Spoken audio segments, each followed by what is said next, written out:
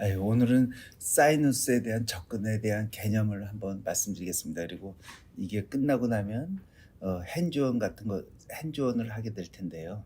그래서 핸즈온 자료도 미리 사전에 다 올려놓고 그대로 올려놓을 테니까 미리 공부들을 하고 오시면 좋을 것 같습니다.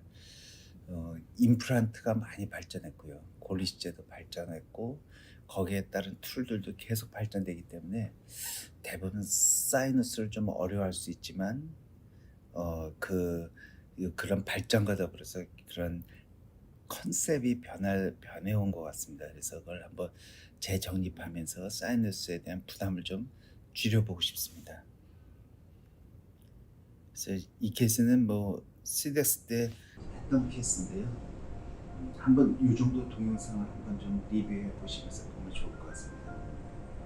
그 10번 대 부위는 그래도 잔존골이 한 1~2mm 정도 있었기 때문에 임플란트와 동시 식립이 가능하고 20번 때는 1mm가 제한되기 때문에 골리식하고 나중에 추에 임플란트 식립 가능했습니다. 여기는 이제 최사이드이기 때문에 드릴이 하이스피드거든요. 그래서 어느 정도 코티칼 부분만 쭉 제끼고 나서 라운드 인스트루먼트로 해서 멤브레인을 한 2mm 내로 저렇게 디태치할 때 잘 안 찢어집니다. 그래서 이니셜 디태치먼트를 하고 나면 잘 안 찢어지기 때문에 그다음에 핸드 인스트루먼트를 쉽게 좀 더 디태치를 하게 되고요. 그리고 나서 이게 고속으로 회전되기 때문에 멤브레인이 갈아질 수가 있거든요. 그래서 디태치 후에 이게 고속으로 갈아내면 훨씬 더 효율적일 것 같습니다.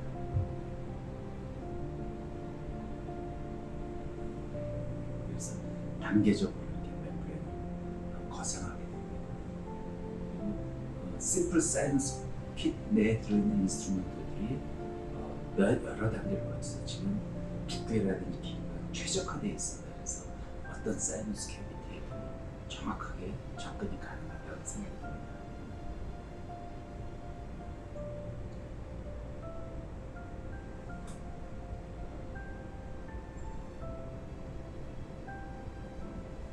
그래서 이제 멤브레인을 들어올리고 난 다음에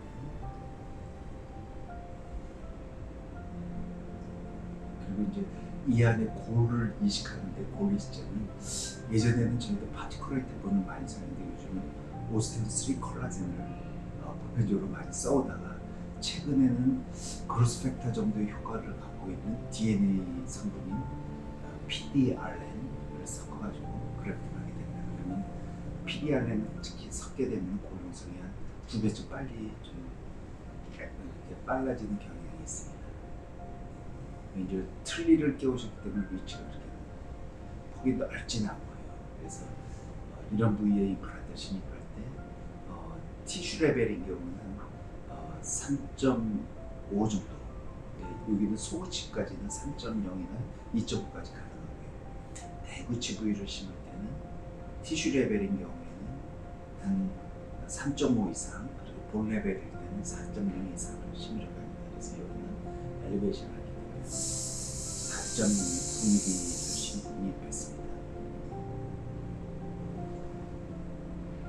반대쪽인 경우에는 나중에 임플란트를 진입하려고 하기 때문에 그래서 일단 사이너스나 엘리베이션을 그러면 플랩을 최소화해서 뮤코진지발 정신에서 가까친 쪽으로 한 1~2mm 올라가서 크레스트 상방 쪽에 전달하고 버티컬 이식 후에 그라인딩 아웃을 합니다.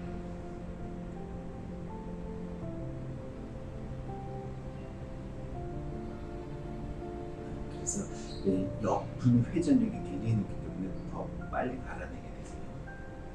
그리고 가운데 쪽은 좀 적기 때문에 우리가 갈아낼 때는 초기에는 옆으로 이렇게 갈아내다 멤브레인이 닿을 때쯤 되면 직각으로 접근해야지만 멤브레인이 안 닳아지면서 이게 퍼포레이션 되는 경우를 예방할 수가 있습니다. 그래서 이렇게 찢어지는 경우가 종종 있을 수 있기 때문에 그런 경우는 염려하지 마시고 좀 옆으로 더 윈도우를 확장하고 그리고 나서 그쪽에서 충분히 디테치를 한 다음에 엘리베이션을 하게 되면 그때는 좀 편안하게 우리가 더 이상 퍼포레이션 된 데가 확장되지 않게 하면서 그것을 들어올릴 수가 있게 됩니다. 그리고 이제 익숙하지 않은 경우에 있어서 자꾸 이렇게 찢어지거나 좀 매니즈가 어려운 경우에는 콜라겐 멤브레인을 덮고 나서 3개월 좀 있다 다시 수술하면 됩니다.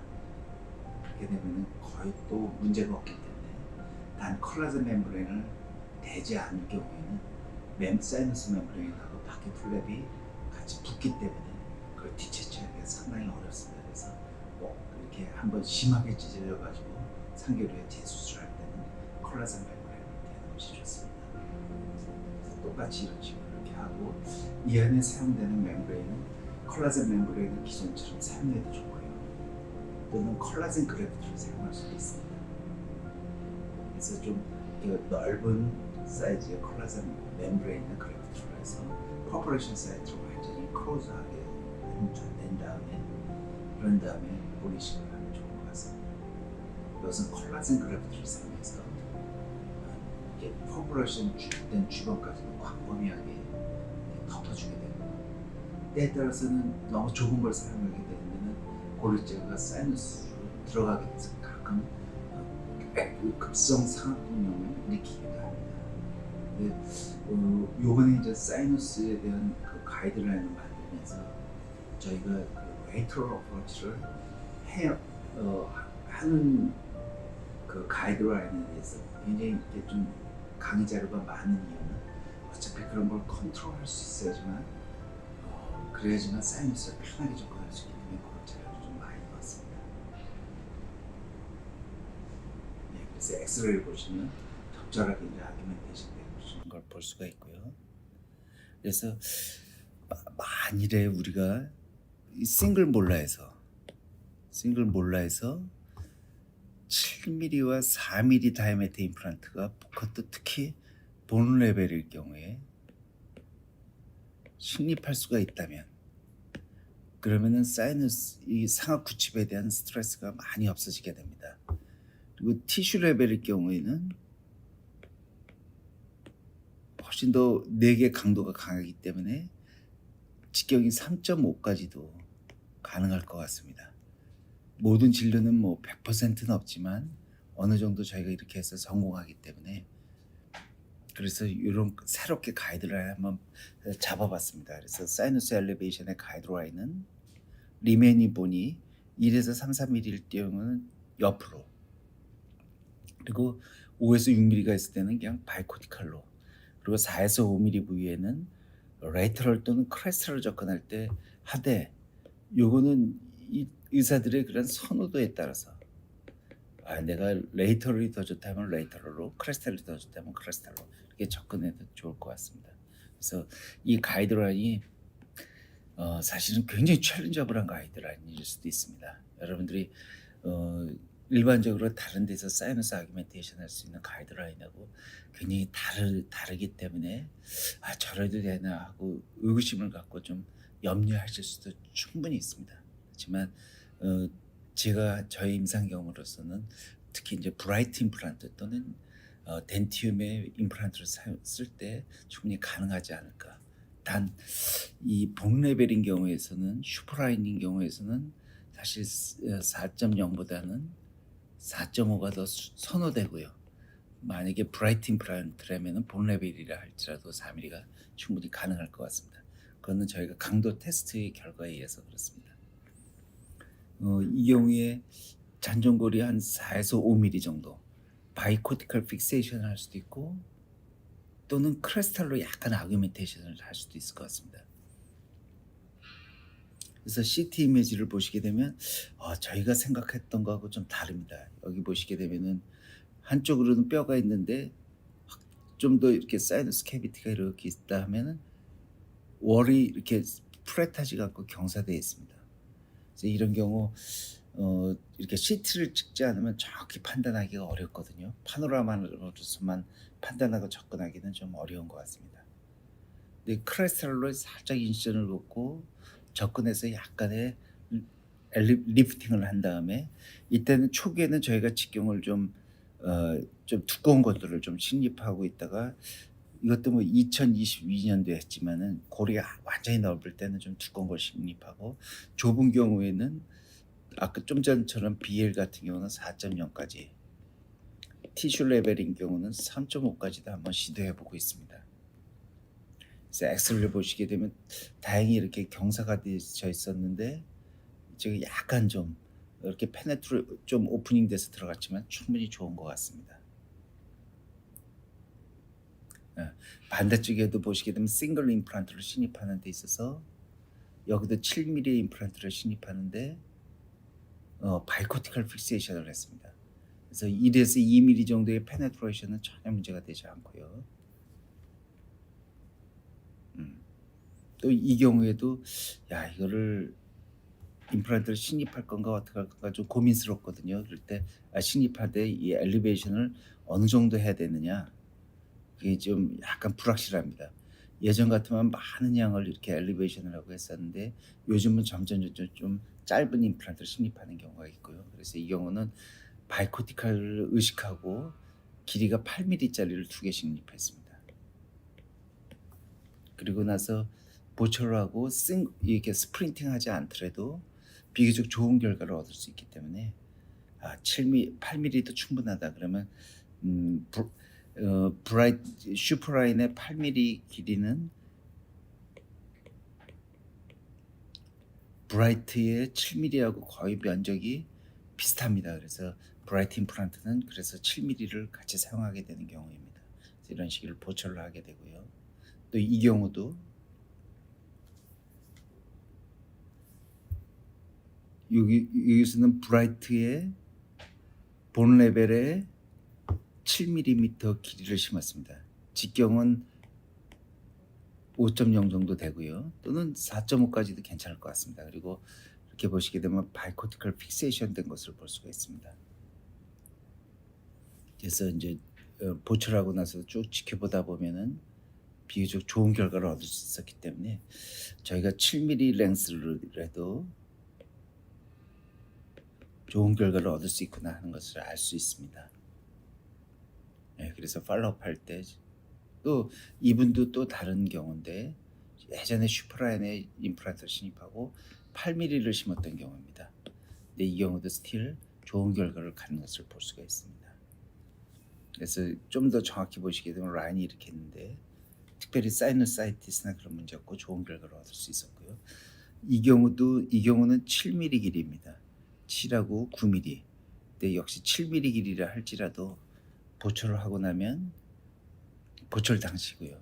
그래서 좋은 결과를 얻을 수가 있었습니다. 이 환자는 좀 더 챌린저블한 경우인데요. 이제는 이 환자를 치료한 거는 한 거의 30년 가까이 됩니다. 그래서 예전에 30년 전에는 이 프리아덴트라는 임플란트로서 굉장히 길고 두꺼운 걸 신입했고요.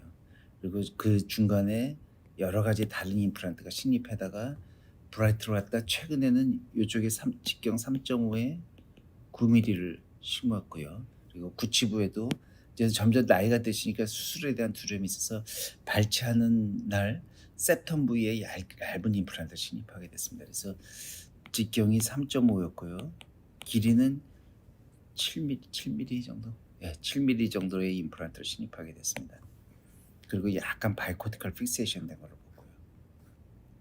그래서 우리가 임플란트를 신입할 때 이런 식으로 이렇게 바이코티컬 픽세이션이 되는 것은 굉장히 좋은 결과를 얻을 수가 있습니다. 그래서 이 하방의 단단한 뼈와 상방의 단단한 뼈가 이중으로 하기 때문에 초기 고정이 굉장히 우수하고요. 또 임상적으로도 보게 되면은 이렇게 특별히 수술을 하지 않는데도 불구하고 4일 정도 힐링된 상태입니다. 이 경우도 한 8mm 정도 임플란트가 비교적 좋은 결과를 얻는 걸 볼 수가 있고요. 그래서 이 경우는 다른 치과에서 했는데 이 경우도 뭐 문제될 건 전혀 없습니다. 그렇지만 사이너스 아규멘테이션에 히스토리를 갖고 있었고 이 경우는 그런 거 없이 그냥 쭉 심으면서 여기는 바이코티컬 픽세이션을 하니까 환자가 수술에 대한 부담이 많이 감소를 했습니다. 약간 페네트레이션 된 걸 볼 수가 있고요. 그래서 좀 더 이제 레이터럴 어프로치를 구체적으로 말씀드리게 되면 잔존골이 1에서 3, 4mm 정도 될 때, 그리고 1mm도 안 될 때는 골리식하고 나서 나중에 임플란트 신입하고 1mm 이상일 경우에는 임플란트와 동시에 골리식 사이너스 엘리베이션을 같이 하게 됩니다. 근데 이제 여기에 생길 수 있는 여러 문제점들이 있습니다. 단순히 컴플리케이션뿐만 아니라 해박적으로 septum도 있을 수가 있고요. 또는 메조디스탈로 아주 광범위하게 큰 사이너스도 있을 수가 있는데 우리가 하면서 퍼포레이션 될 수도 있고 상악동형이 생길 수도 있습니다. 그래서 이런 경우는 좀 조심을 해야 되고요. 그리고 이런 레이터를 접근할 때는 오스테온 3 콜라겐을 쓸 수도 있고 콜라겐 그래프트를 사용할 수도 있습니다. 그런데 보통은 이제 O3 콜라겐을 쓰게 되고 이렇게 옆에 월이 아주 크거나 또는 퍼포레이션 될 때는 콜라겐 그래프트로 덮어주게 됩니다. 그래서 이렇게 퍼포레이션 됐을 때는 콜라겐 그래프트로 여기를 충분히 커버리지 해주고 좀 더 좋다면 좀 더 큰 거를 사용하면 좋습니다. 그래서 나중에 측벽까지도 이렇게 덮어주게 되면 좋을 것 같고요. 그리고 여기 안에 고리립제는 파티큘레이트 본이 될 수도 있고 오스테온 3 콜라겐이 될 수도 있습니다. 그리고 길이는 이런 찢어졌을 때는 너무 길은 걸 식립하는 것보다는 한 7이나 또는 8mm의 그런 랭스면 충분한 것 같습니다.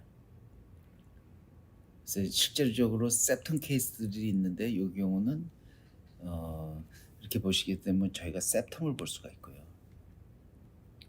그래서 이제 엘리베이션을 이렇게 쭉 한 상태를 볼 수가 있고, 예, 잘 결과는 좋았던 것 같습니다. 그래서 이제 최종 보철물 시에 잘 이렇게 골이 매추레이션 되는 것을 볼 수가 있고요. 술전이고 수술 중간을 보시게 되면 이렇게 septum이 있는 것을 볼 수가 있습니다. 그럴 때 그럴 경우에는 그냥 septum을 내버려 두고 바깥쪽에 쭉 대서 우리가 사이너스 엘리베이션을 할 수 있는 만큼은 그냥 거상에서 임플란트 진입하게 되면 됩니다. 그리고 의외로 또 골폭이 좁은 경우들도 있습니다. 이런 경우에는 여기에는 오스테온 3를 썼고요. 또 그 위에 오스테온 3 콜라겐으로 커버리지를 해줬는데 멤브레인을 커버리지 할 거냐 말 거냐 할 때 멤브레인을 커버하는 것이 옳습니다.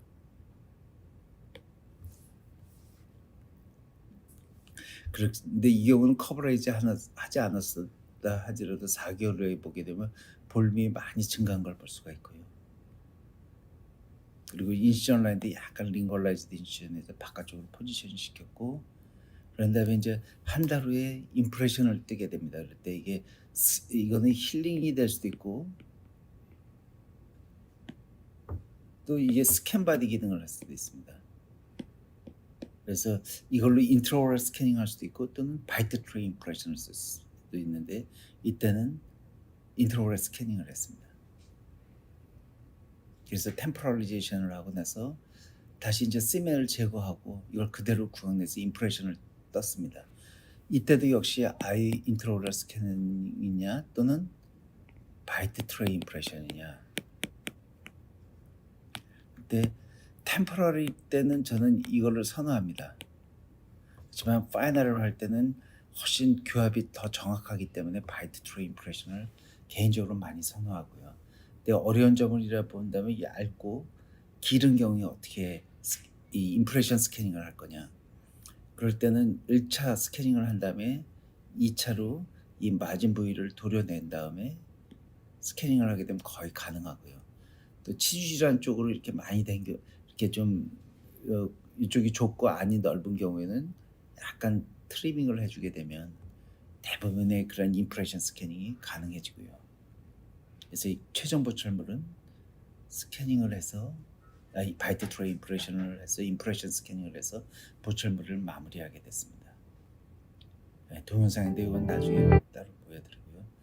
그리고 또 하나는 그렇다면 우리가 사이너스 트리트먼트를 할 때 항상 문제없이 끝나냐? 그렇지는 않습니다. 퍼포레이션 문제와 septum 문제는 말씀을 드렸고 또는 급성 상악동염이 올 수가 있습니다. 이 경우는 사실 이렇게 망가지기도 했지만은 저희가 예전에 이 트리트먼트하고 골리직을 하면서 급성 상악동염이 왔었던 경우입니다.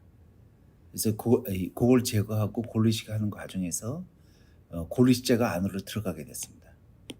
그래가지고 특별히 문제가 없나 보다 하고 하는데 리콜에서 체크하는 과정에서 위센스랑 얘기하는 걸 보니까 급성 상악동염이 염려돼서 그래서 엑스레이를 찍어봤습니다. 보니까 역시 이 안이 다 헤이지하고요. 그래서 급성 상악동염이 온 것을 알 수가 있었고, 그리고 이렇게 보게 되면은 프론탈 업세스까지는 아니어도 다른 쪽에 그 사인 다른 쪽에 그런 캐비티가 완전히 막힌 것으로 볼 수가 있습니다. 뭐 에스모이드 또는 뭐 그런 쪽이 다 막혀 가지고 그래서 이걸 좀 처리하기로 했습니다. 그래서 ENT 쪽하고 수술 약속을 잡았는데 그게 너무 지연됐기 때문에 일단 치과에서 먼저 하기로 했고요. 그리고 오스티움으로 수술하다 보면은 뼈도 깎아내야 되고 그러니까 오히려 어차피 그 오리진이 이쪽 치과 쪽에서 있었기 때문에 저희가 다 제거하기로 하고 쭉 갈아낸 다음에 석션으로 다 이렇게 제거를 해 주게 됩니다. 그래서 그냥 석션으로만 하면 안 되고 이리게이션 석션, 이리게이션 석션, 이리게이션 석션 이런 것을 여러 차례 반복해서 깨끗이 다 긁어내 주고요. 그런 다음에 벤틸레이션이 되는 게 굉장히 중요합니다. 그래서 이 안에 뭐가 쌓이게 되면은 오스티움으로 나가기도 하지만 이쪽으로 빠져나오기 위해서 유거즈를 슈처해서 좀 놔뒀고요. 그리고 나서 한 2주 정도 지나서 제거를 해 줬습니다. 물론 이때 오로 엔트라 피스툴라는 좀 남아 있었고요. 그렇지만은 좀 지나다 보니까 이쪽이 조금 이제 다시 이렇게 점점 치유되면서 부기가 가라앉는 것을 조금씩 볼 수가 있었습니다. 그래서 이때 처방한 건 오그멘틴을 한 2주 정도 처방을 해 줬습니다. 그래서 쭉 컨트롤하고 나서 인제 한 날짜가 그렇죠. 한 4주 정도 지나서 이제 오로 엔트라 피스트라를 이제 막기로 했습니다. 그래서 다시 절개해서 들어가서 이때 인제 콜라겐 멤브레인을 덮어 주는데 한 겹으로 하면 약간 불안할 수가 있습니다, 빨리 녹으니까. 그래서 이 경우에는 2겹에서 4겹 정도, 이 경우는 4겹을 해 줬습니다. 그래서 이 피스툴라에 있는 부위고 또 위에도 판막이 퍼포레이션이 있기 때문에 피스툴 이쪽을 막아 주게 됐고요. 그래서 슈처를 해 줬습니다. 그리고 이쪽이 아직 완전히 치유되지는 않았지만 3주 정도 지나서 점차 막아지는 걸 볼 수 있었습니다. 그래서 이 경우는 동영상은 또 이렇게 사이트에서 보실 수 있으니까 그렇게 하고 좀 넘어가겠습니다.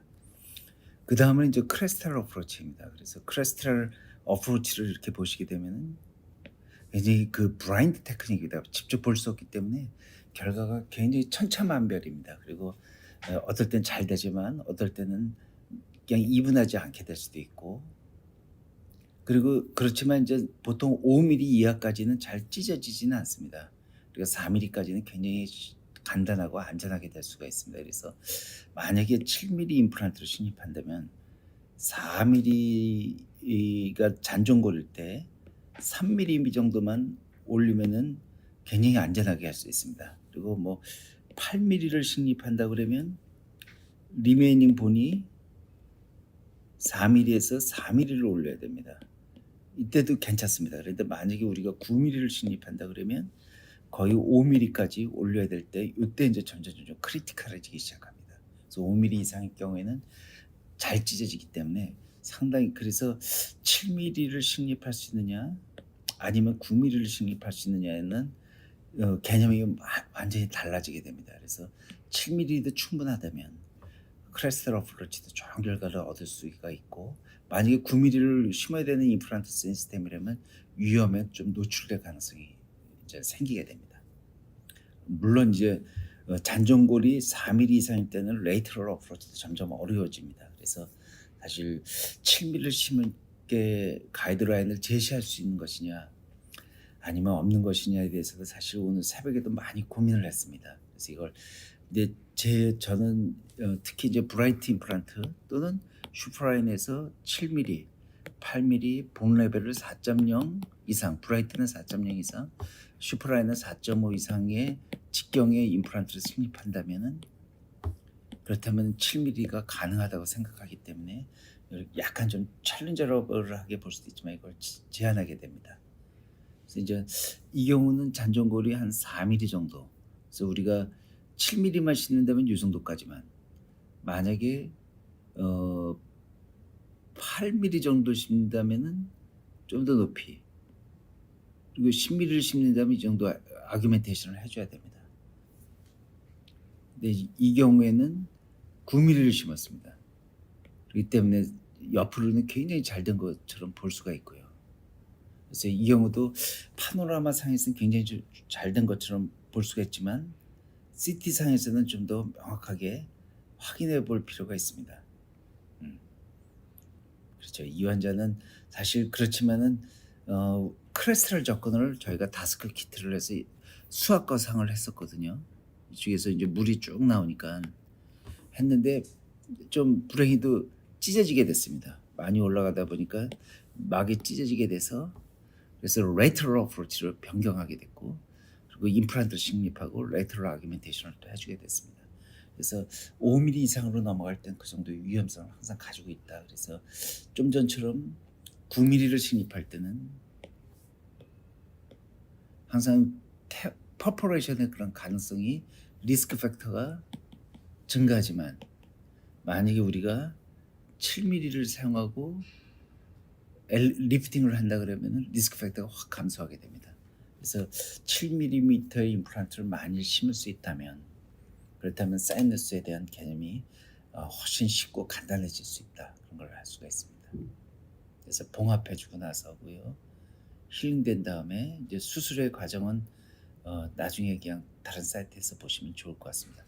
그리고 하는 방법을 보시게 되면 핸드 인스트루먼트로 하는 방법 또는 본 컴팩션 뭐 덴사바 같은 그런 방법이 있고 또는 오스테오톰일 수도 있고 워터 프레저나 발론 테크닉이 있을 수 있습니다. 그래서 저희가 크레스탈로 접근하면서 심플 다스크 키트에는 이런 드릴이 있고요. 그래서 한 1mm, 1, 2mm 정도 퍼포레이션에서 들어간 다음에 그런 다음에 라운드 인스트루먼트로 초기에 측방으로 디태치하는 게 굉장히 중요합니다. 이게 어느 정도 되느냐에 따라서 나중에 이분하고 좋은 결과를 얻냐 이게 안 되게 되면 고리식재가 이렇게 올라가게 되거든요. 그래서 좋지 않은 결과를 가질 수 있기 때문에 측방으로 얼마큼 할 수 있느냐가 중요한 요소고요.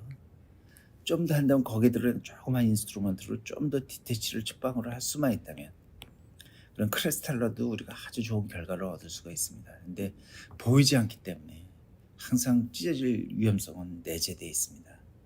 그래서 이제 그리고 골을 또 한 방법은 골 이식제를 하고 나서 잘 퍼지게 측방으로 막 휘젓는 방법이 있고 또는 골 이식제에 의해서 멤브레인을 또 들어올리기도 하지만 이것도 보이지 않는 테크닉이라 잘 될 때도 있고 또 안 될 때도 있습니다. 그래서 이 경우를 보시게 되면 사랑니를 빼고 심으려는 부위의 잔존골이 3에서 4mm 이게 최방은 사실 측방 접근도 어렵기 때문에 여기서는 크레스탈로 해서 살짝 이렇게 올리려고 노력을 했습니다. 그래서 실제로 결과를 보면 전체적으로 잘 됐거니 했는데 보니까 바깥쪽으로는 디테치가 잘 안 되고 안쪽으로만 돼서 이렇게 잘 올라간 걸 볼 수가 있습니다. 비교적 잘 된 결과고요. 그렇지만 여기서 보시다시피 우리가 이분하고 균일하게 이렇게 잘 되지는 않습니다. 그래서 크레스탈 어프로치는 항상 퍼포레이션과 그리고 아주 안정적인 베이스가 아니라 굉장히 일리굴한 결과를 가질 수가 있다. 그래서 그리고 또 거기에 5mm 이상을 엘리베이션하는 건 굉장히 어렵고 그렇다고 측방으로 접근하려고 하다 보니까 그러다 보니까 또 그 레이터럴 어프로치도 또 어렵습니다. 그래서 그런 어려움들이 내재되어 있습니다. 그래서 이 경우도 이렇게 보시게 되면 엑스레이 보시면 파이널까지 굉장히 아이디얼해 보입니다. 실로 보시게 되면 그렇고요. 그래서 임상적으로도 보면은 발치하고 나중에 그런 다음에 봉합한 다음에 2차 수술을 하고 그리고 스캔 어버트먼트로 템포럴리제이션을 해준 다음에 충분히 잘 적응되는 걸 본 다음에 다시 파이널 할 때는 바이테트레 인플레이션을 떴고요. 그리고 약간의 브러싱과 그레이징을 통해서 보철물을 장착했습니다. 또 이 경우도 이제 사이너스 엘리베이션을 해야 되는 경우였습니다. 그래서 잔존골이 3.36 그래가지고 수압 거상을 하게 됐습니다.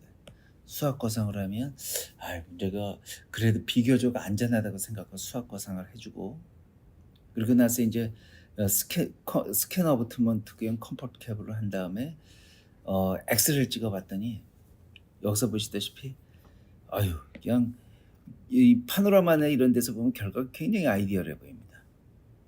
그런데 CT를 보게 옆을 또 단면을 보게 되니까 골지가 이렇게 돼서 우리가 생각하는 것만큼 잘 이분하게 되지가 않습니다. 그래서 크레스탈로 접근을 한다 하면 제 생각에 3mm까지는 전혀 문제가 없고요. 그래서 저희가 7mm 가이드를 삼을 때 리메이닝 본이 4mm부터 한다면 3mm만 올린다 그러면 어떤 방법을 써도 다 쉽게 할 수 있는 것 같습니다. 그래서 이번 핸즈온에서는 크레스탈을 접근해 보지만 레이터럴에 좀 더 포커스를 맞춰서 핸즈온을 하려는 이유 중에 하나입니다. 근데 이제 때에 따라서 수압 거상 여러 가지 테크닉, 댄서바 포함해서 여러 가지 테크닉이 있고 이것을 들어올리는 방법이 있는데 그중에서 그 비교적 안전하고 좋은 방법 중에 하나가 상악동 발론을 사용하는 방법입니다. 이걸로 하게 되면 수압은 약한 쪽으로만 디태치되고 강한 쪽으로 붙으면은 디태치가 잘 안 되기 때문에 이런 걸 사용하게 되면 균일하게 디태치되는 그런 장점이 있습니다. 그런데 이것도 갑자기면은 한 6, 7mm 정도까지만. 그러게 하면 리메이닝 범위 한 3mm에서 6, 7mm까지 되면 우리가 많은 양을 거상할 수가 있고요. 예, 그런데 처음부터 크게 하지 말고 조그맣게. 이거 10mm를 넘어가면 이것도 퍼포레이션이 될 수가 있습니다. 그래서 사이너스 멤브레인 이거 할 때는 한 6mm 정도를 리미트로 갖고 하면 참 좋을 것 같습니다. 그러면 잔존골이 4mm일 때 그래도 가장 안전한 방법 중에 하나인 것 같습니다. 이걸 하고 나서 인스트루먼트를 쓰면 또 좋습니다. 마지막으로 이제 말씀드리고 싶은 것이 그렇다면은 바이코티컬 픽세이션. 그래서 상악동 내로 만약에 리메이닝 본이 5, 6mm니까 5mm, 6mm일 때 1에서 2mm 정도, 2에서 만약에 2에서 1mm 정도만 페네트레이션에서 들어가면 어떠냐? 비교적 좋은 것 같습니다. 그리고 때에 따라서는 엑스레이 안 보이기 때문에 오스텐 3를 콜라겐을 약간만 집어넣어도 엑스레이 상에 나중에 멤브레인이 올라간 양을 볼 수 있기 때문에 또 도움이 되기도 합니다. 네, 이 경우를 보시게 되면 여기는 괜찮지만 이쪽에 잔존골이 한 5mm 정도, 5에서 6mm 정도. 그래서 7mm로 바이코티컬 픽세이션을 한 겁니다. 약간 깊이 들어갔고 그리고 여기 약간 이렇게 페네트레이션 된 걸 볼 수 있습니다. 근데 최종 보철물 됐을 때 결과도 좋고 팔로우업 할 때도 아무 문제가 없다면 잔존골이 5에서 6mm 될 때 7mm 임플란트로 쉽게 치료를 해주게 되면 술자도 편하고 환자도 편한 것 같습니다. 그래서 이렇게 멤브레인 하방에 페네트레이션 돼서 올라온 걸 볼 수가 있고요. 그래서 수술도 그냥 워낙 리치가 좋았기 때문에 그냥 특별한 거 없이 그냥 가이디드 서저리에서 마무리를 했고요. 그리고 식립하고 나서 이 주변에 클렌징이 중요합니다. 그래서 칫솔질을 하게끔 해줍니다. 그래서 투스 브러싱을 하고요. 그런 다음에 나중에 템포럴은 스캔 어버트먼트를 껴가지고 스캐닝을 하고 그리고 또 한때는 이건 디지털의 개념인데 커스텀 어버트먼트를 쓸 거냐 또는 메탈 링크를 쓸 거냐 점점 이제 한때는 이게 지금도 가장 유행하고 있을 것 같습니다. 커스텀이. 그렇지만 메탈 링크로도 충분히 좋은 결과를 얻을 수 있는 것을 나중에 기회 되면 디지털 덴티스트리에서 소개를 하도록 하겠습니다. 그래서 5번 부위와 7번 부위에 그리고 나서 여기선 커스텀을 썼지만 어떤 템포러리제이션을 한 다음에 나중에 최종 보철까지 사용한 경우입니다. 이 경우는 이제 최근에 4mm 정도 뼈가 있었는데 사실 바이코티컬로 접근하려고 그랬습니다. 바이코티컬과 더불어서 약간의 크레스탈 3mm 정도. 그래서 약간 뚫고 오스테온 3 콜라겐을 살짝만 그래프팅한 걸 볼 수가 있습니다. 요새도 아주 소량만.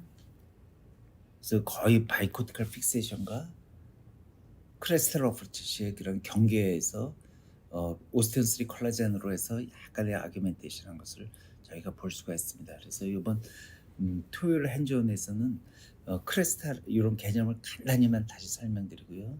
그리고 크레스탈도 한번 그런 툴로 연습을 해보겠고 그렇지만 좀 레이터럴 어프로치에 대해서 좀 더 접근을 해보고요. 그리고 마지막에는 바이트 트레이 임프레션을 굉장히 정확하게 뜨는 방법을 일반적으로 잘 익숙하지 않으실 것 같습니다. 그래서 저희가 그것을 한번 핸즈온으로 해서 데모를 하고 마무리하도록 하겠습니다. 그리고 이걸 도와준 임상연구팀하고요. 또 웰치카 위생사들 개발팀에 감사합니다. 이거로 끝내겠습니다.